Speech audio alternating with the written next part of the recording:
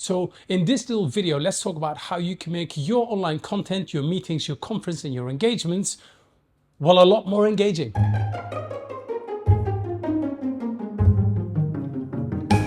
I think one of the biggest challenges that I see is a lot of people have taken pretty bad behaviors from meetings and conferences, which can be incredibly boring, and just taking that exact same thing, but now they're just doing it through a webcam on their computer. So it's the same crap meeting, but now online. And we have many of them. One of my friends said that his day was packed from 9 a.m. in the morning till 9 p.m. in the evening with just meeting after meeting after meeting after meeting. Therefore, it is no wonder that people are asking for ways to make it more engaging, because if you don't engage people in your conference or in your meetings, well, then basically you're wasting a lot of time. But the good news is the bar is quite low. There's actually a whole bunch of really simple things that you can do to make your online conferences, your online meetings a lot more engaging by doing a couple of simple things.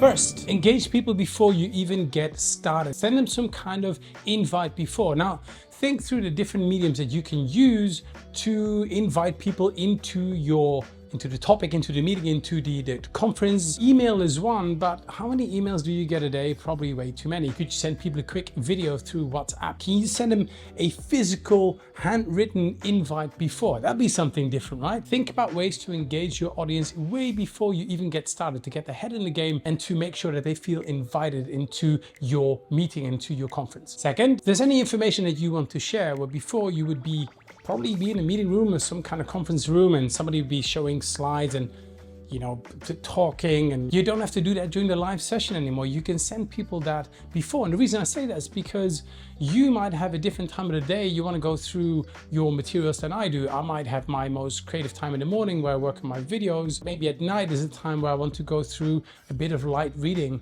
on a certain topic. So send people things before so they can go through that in their own time and wrap their heads around the topic of the meeting. By the way, I keep saying meeting. This could be a webinar, this could be a conference, this could be a training, right? Kind of the principles that I said. Anyway, let's get back. And third, and is it something that you can ask them to do beforehand? Is it a bit of homework? Is it a question that you ask them? Is it something that they can prepare, so by the time you meet them live online, they are engaged, they are playing that part? I'm a big proponent of having people actively engaged. If people just sit back and just watch you, well, then you might as well just watch a video. If you have people that are live, then use that time and make sure they come into this with a mindset of, I want to be part of this. That way it's much easier to engage them along the way. So then what do you do during your session? You've invited people, they're all there, they've successfully logged on to whatever platform that it is, they've registered, they are all there. Then what do you do?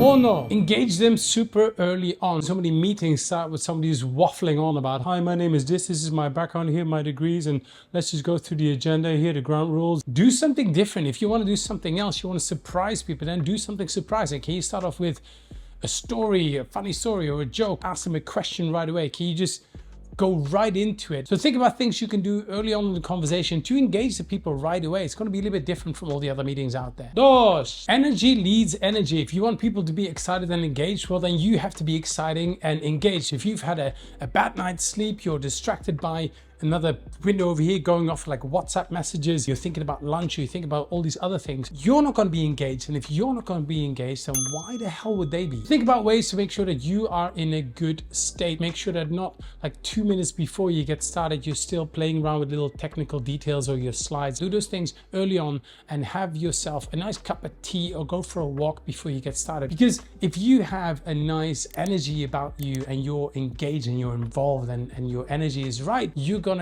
get the same thing out of your audience. Tres! And make sure you have a nice mix of activities. Presentation and slides is one. A group discussion is another. Can you add pause, give people more breaks, and before they have a break, you give them a question. By the time we get back, I'm randomly gonna pick 3 names from a hat over here. I want you to share back the answer to the question that we asked. There's a million different things you can do in your online session. Think through before, what are some different ways, what are some different types of activities, individual activities, group activities, sharing back, and then make sure you've got a nice mix so it's not just presentations, or it's not just group discussion, or it's not just writing on some kind of online whiteboard. And then finally, now that your session is over, now what do? You've had a really good session with really fruitful output, and then you stop. I've seen this happen so many times, and first of all, there's no need for it, and the other one is I think you're missing out on a massive opportunity. Very often people will come out of this, other work will get in the way, other things will get in the way, and you lose a bit of that momentum. So let's give you 3 super simple ideas about how you can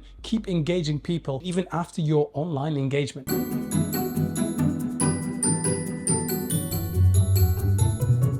Always follow up. Give it a couple of days after the event. Always follow up with a couple of basic things, some kind of summary of the key points of that, or maybe it's a recording, or maybe they can have the show notes. The other one is make sure they can get some kind of connection with you. Can they give you some feedback? Ask people, what did you enjoy about it? Who would you recommend this to? Always have that line open. Wait a couple of days, then follow up with them.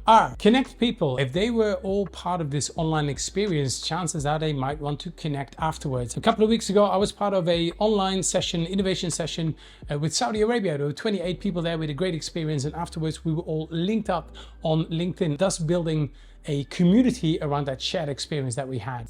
And finally, reinforce the action and ask where you can help. If you had some kind of call to action, maybe you wanted people to sign up for this upcoming event, maybe you wanted people to buy that book, maybe you wanted people to hire your business, but reinforce the action later on. Make it easy for people to then connect with you again and take action, because people want to see transformation, people want to see change, but because of the busyness and all the things we have going on, they often forget. We get distracted, we get sidelined by things. So the way to do that is to make sure that you follow up with the action and ask people, how can I help? To give you an example, I have an online course on video making, how to create engaging videos like this. And one of the things I do afterwards is, like, once they finish the course, a week later, they can book in a bit of time with me to go, you've now taken my course. Thank you for that.